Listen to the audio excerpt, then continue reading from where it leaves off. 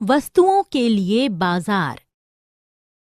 British निर्माता लोगों को नई चीजें खरीदने के लिए प्रेरित करते थे।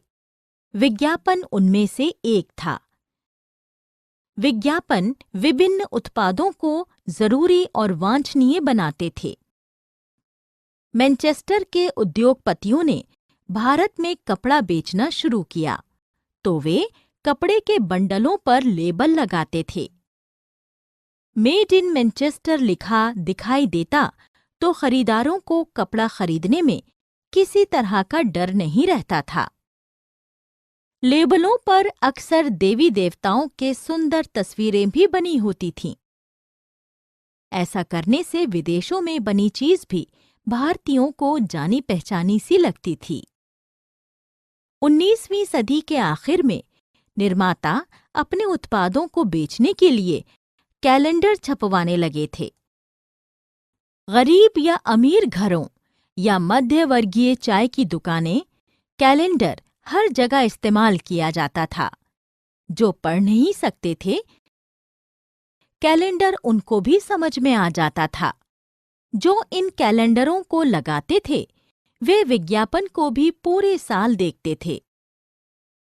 इन कैलेंडरों में भी देवी देवताओं की तस्वीरें बनी होती थीं। देवी देवताओं की तस्वीरों से ये माना जाता था कि उत्पाद के लिए किसी प्रकार की दिव्य अनुमति मिली है।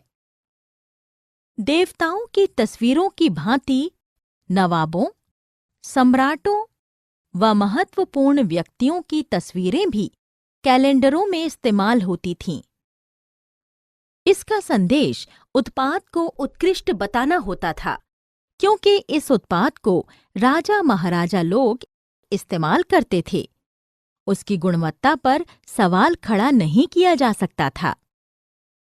भारतीय निर्माता राष्ट्रवादी संदेश फैलाने के लिए विज्ञापन का इस्तेमाल करते थे।